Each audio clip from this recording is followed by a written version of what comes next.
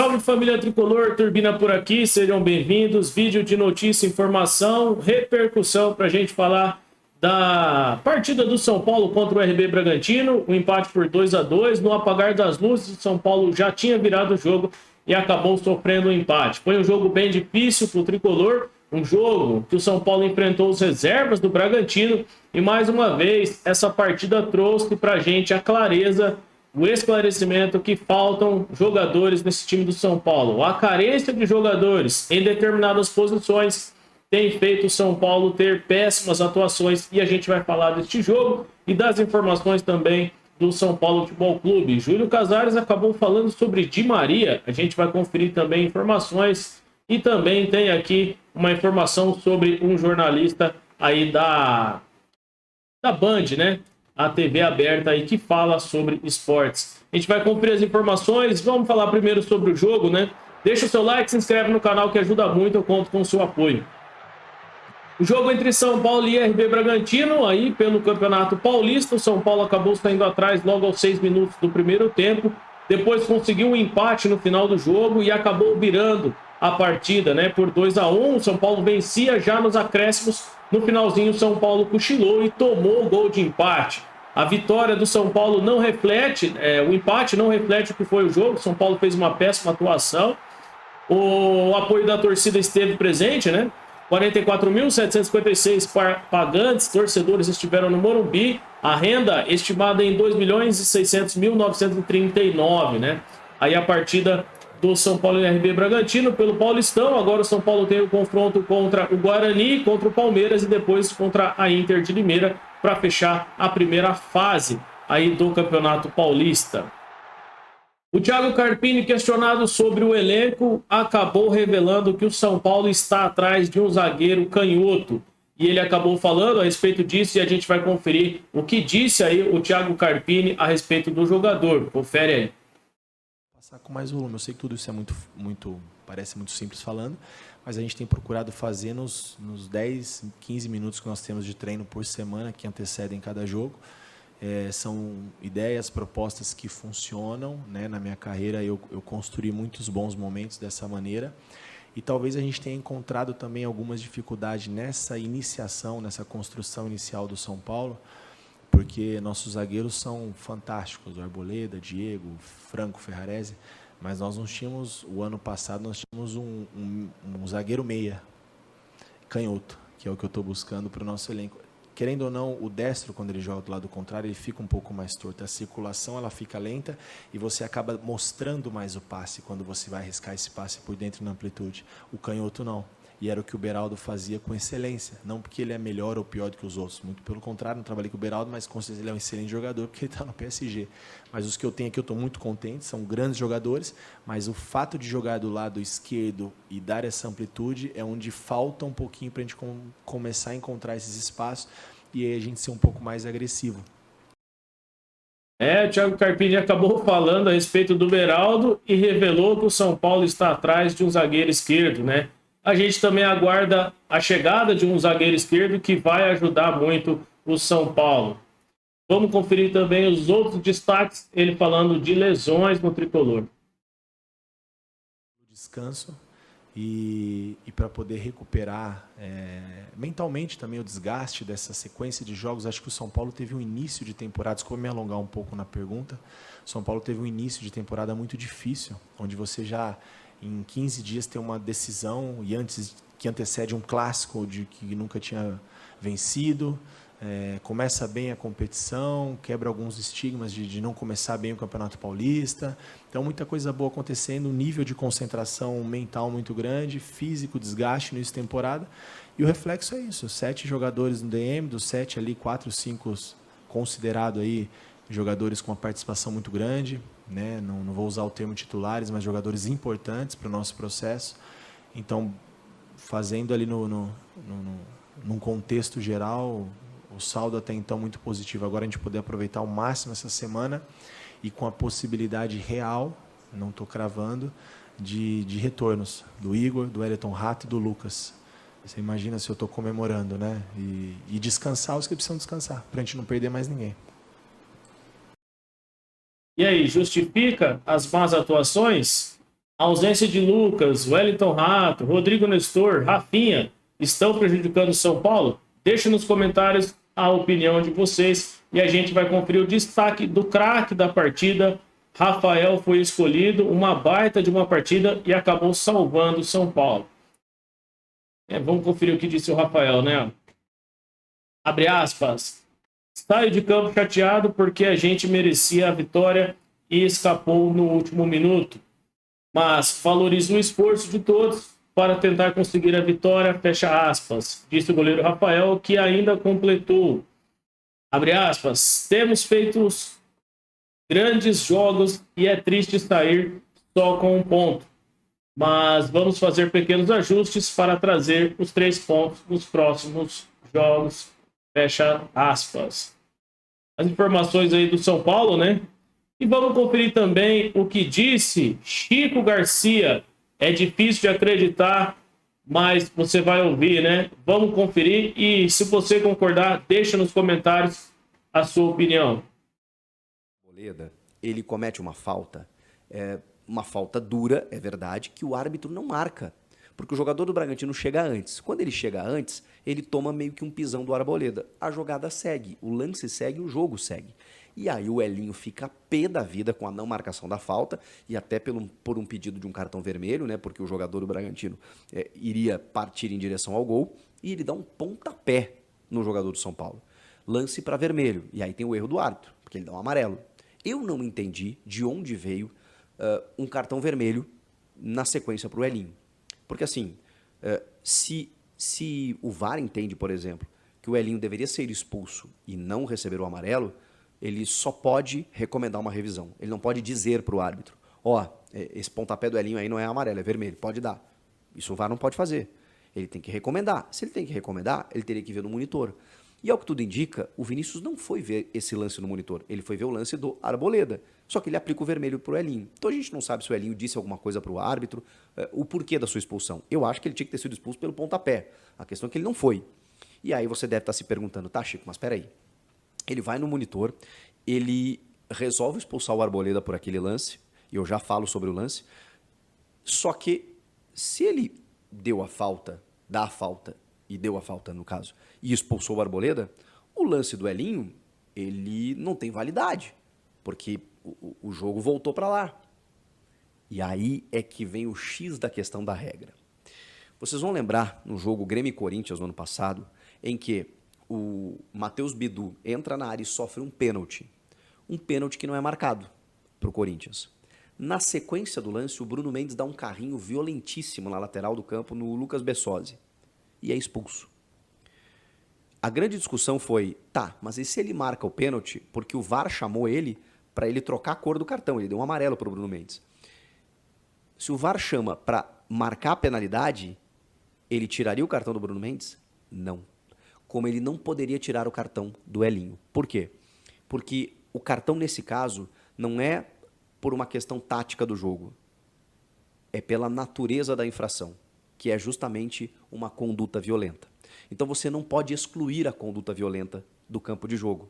Por mais que não tivesse acontecido, se ele tivesse marcado a falta lá atrás, como ele não marcou, ele não pode tirar do jogo, ele não pode eliminar, excluir, apagar o pontapé do Elinho. O pontapé ainda continua existindo e é por isso que ele é expulso. Mesmo que tenha sido na sequência de um lance que ele deveria ter sido marcado. Não sei se vocês entenderam. O erro do árbitro é não ter marcado no campo na hora. Como ele não marca, ele não tem como não expulsar o Elinho. Se o Elinho simplesmente, tô fazendo uma figura, puxa pela camiseta um jogador do São Paulo que está indo num ataque promissor, é cartão amarelo, correto? Se esse cartão é o segundo e ele é expulso, aí sim. Como não foi uma violência, como foi simplesmente uma falta tática, ele pode retirar o cartão e a expulsão. No caso, quando é uma conduta violenta, não tem como. E aí, por que o Arboleda foi expulso? Não é pela falta dura, porque ele chega atrasado e ele realmente acaba calçando o jogador do Bragantino. Mas é pelo chamado DOGSO, que é a sigla em inglês Deny an Obvious Goal Scoring Opportunity, que é impedir uma chance clara de gol. Tá, Chico, mas peraí, o cara não estava sob domínio de bola. Se você reparar, tem um erro de passe do Pablo Maia, em que ele estava para chegar na bola. E ele só não chega na bola porque o Arboleda calça ele. Se o Arboleda não calça ou se ele leva vantagem na jogada, ele ficaria cara a cara com o Rafael. Mesmo tendo um outro defensor recompondo, ele teria proximidade e direção. Ele teria direção especialmente para poder fazer o gol. Tem um lance na sequência em que o jogador do Bragantino está avançando e o Diego Costa ele acaba cometendo uma falta. Só que é uma jogada mais lateralizada. O cara tá indo também em direção ao Rafael, só que ele tá numa lateral. A chance não é tão clara quanto frontal. E ainda assim tem um zagueiro do São Paulo recompondo. Esse lance que o árbitro recomenda para expulsão não é para vermelho, na minha opinião. Não caracteriza, nesse caso, o dogso do Diego Costa. O do Arboleda, sim, por ser um lance frontal, em que o jogador levaria vantagem e ficaria com a bola para poder partir em direção ao gol. Enfim, ele expulsa os dois, né? Ele já tinha expulsado o Elinho, depois expulsa o Arboleda, e aí o jogo ganha em emoção na reta final. Vocês concordam? Discordam? Quero ouvi-los. E o São Paulo está em crise já? Sem essa de pressão para o Carpini por enquanto, né, gente? Vamos combinar. Pô, o cara quebrou o tabu em Itaquera, ganhou a Supercopa, ainda está difícil né, para classificar no mata, mas acho que vai classificar. Mas calma também, né? Calma. Pelo menos é o que eu penso. Comenta aqui, inscreva-se no canal e eu volto na próxima. Tchau. E aí, concorda ou não concorda com Chico Garcia? Difícil de acreditar, mas eu concordo, eu acho sim que o árbitro acabou acertando nos lances polêmicos entre São Paulo e RB Bragantino. É difícil, né? A gente vê a regra, às vezes não entende muito, mas o árbitro acertou, na minha opinião. Vamos falar também do lance do gol aí, né, do RB Bragantino, que foi o gol de empate, e a gente vai falar do Wellington. O Wellington foi o responsável por estar no lance, né? Aí o lance vai acontecer inteiro, depois a gente volta aqui para você ver. A bola é cruzada, vai para dentro da área e na segunda trave o Wellington não acompanha a jogada e o jogador do RB acaba marcando o gol. Primeiro, há um erro na marcação aqui do Bobadilha, em que ele deixa a bola ser cruzada para dentro da área, né? Muito bem cruzada, na frente do goleiro Rafael e nas costas da defesa. O lance também é marcado por um erro do Diego Costa, que está mal posicionado aqui, ó, e não consegue fazer o corte da bola. Ele teria que fazer o corte de cabeça, jogando a bola para escanteio, né? Tentando fazer, tirando a bola de dentro da área, e ele acaba não alcançando a bola. Rafael não dá o pulo na bola porque o jogador do RB Bragantino, que está no meio da área, aqui marcado pelo Alan Franco, nesse momento da partida o Arboleda já tinha saído, o Rafael não pula na bola porque se há um desvio desse jogador, ele acabaria fazendo o gol com mais facilidade. Então o Rafael aguarda o movimento. Quando o jogador erra, repare que o Rafael até tem ele esboça uma reação, mas o Wellington não acompanha a segunda trave e o jogador acaba fazendo o gol lá no final. Não teria como o Rafael chegar naquela bola, né? Então, um erro de marcação no sistema defensivo. Primeiro, não há o corte do Bobadilha aqui, né? O Diego Costa não faz o corte da bola, estava sozinho, inteiro na bola. E depois o Alan Franco ali também não consegue chegar, né? Se o jogador chega aqui no meio da área e faz o gol, o erro seria do Alan Franco. Mas o erro acabou sendo do Wellington, que deixou o atacante do RB Bragantino chegar nas suas costas ali e fazer o gol lá na segunda trave. O Wellington não conseguiu acompanhar o jogador e o São Paulo tomou aí o segundo gol, o gol de empate. Na minha opinião, um erro no sistema defensivo, né? O São Paulo, que tinha o jogo nas mãos, acabou ali em um momento de distração, principalmente aí do Wellington, né? Que estava ali no lance, e o São Paulo acabou deixando o empate acontecer. Então isso precisa ser resolvido, né? Os times têm chego muito fácil na defesa do São Paulo, e se não é o Rafael na partida de ontem, o São Paulo teria tomado 3, 4 gols com facilidade do RB Bragantino. Vamos falar das informações. O Casares acabou falando sobre Di Maria. A informação está aí no site do GE. Eu quero compartilhar aqui com você, ó. Vou compartilhar a tela aqui, né, ó. Está especificamente nesse trecho. Abre aspas para o Casares. O Di Maria apareceu. Quem não gostaria de ter um jogador como ele? Mas não existe nada. Agora o futebol é dinâmico, um dia é diferente do outro. Na minha opinião, é uma fala que ela gera um monte de expectativas no torcedor, ela deixa um monte de coisa no ar, né? Mas o Júlio Casares, no momento, tem que ser cobrado. Tem que ser cobrado pelo tratamento, pela forma de condução dos contratos dos jogadores com o São Paulo e tudo que tem acontecido no caso do Ramos Rodrigues, na minha opinião. Porque a gente sabe que tem salário aí atrasado, ou luvas atrasado, a situação do jogador que acabou não atuando pelo São Paulo não está esclarecido, né? Agora, o jogador vai ter a rescisão de contrato, a gente falando do Ramos, vai ter a rescisão de contrato com o São Paulo. São Paulo deverá pagar o jogador.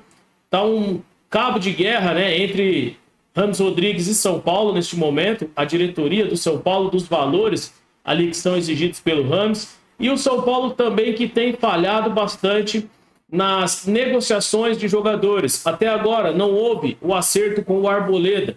Não foi anunciado de forma oficial a renovação de contrato do Arboleda. O contrato do Wellington também não aconteceu. O Wellington está pedindo muito dinheiro, o São Paulo está tentando negociar e não consegue resolver essa situação. Outra situação que tem acontecido no São Paulo são as lesões, que voltaram a assombrar o São Paulo no início dessa temporada. Então, Júlio Casares e toda a diretoria do São Paulo, ao invés de ficar criando expectativas com Di Maria ou com qualquer outro jogador, deveriam primeiro sanar os problemas internos, os problemas que acontecem dentro do São Paulo. Depois pensar em um possível jogador, uma possível contratação. E outra, a gente precisa resolver as características que o São Paulo precisa, as carências que o São Paulo precisa resolver. A lateral esquerda, no momento só tem o Wellington. Patrick ainda não está em condições de jogar no profissional.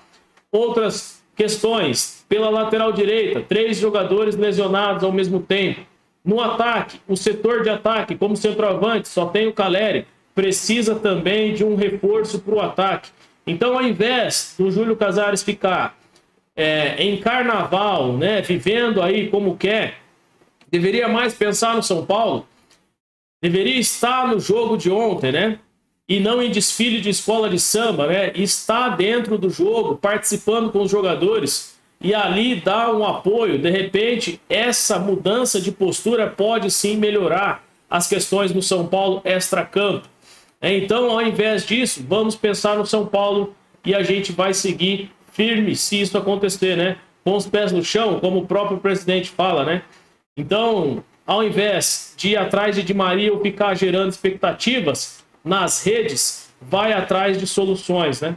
Só as informações aí, ó, do GE, para você conferir, né? As informações estão aqui. Eu selecionei apenas o trecho importante que ele fala do Di Maria e as informações do tricolor paulista, né? Eu volto para deixar você atualizado com um boletim informativo aí nesta segunda-feira para a gente falar do São Paulo e as informações do tricolor, né? Análise: São Paulo melhora com alterações, mas não apaga nova atuação abaixo da expectativa.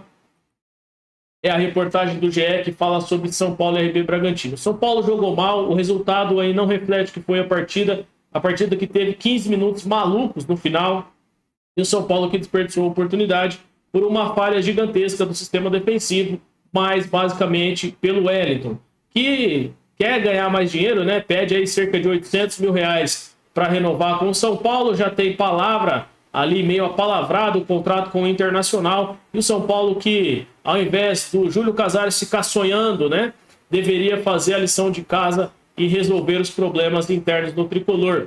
Informações desse vídeo de repercussão para deixar você atualizado. Desculpa pelo tempo, mas eu precisava compartilhar isso tudo com você. Agradeço a sua presença aqui. Gostou do vídeo? Deixa o seu like, se inscreve no canal e tamo junto. São Paulo é o tricolor do Morumbi, o Clube da Fé, onde a moeda cai em pé. Eu volto nessa segunda para a gente falar de São Paulo. Se liga aí, ativa o sino de notificações para não ficar por fora das informações do tricolor. Forte abraço. Valeu!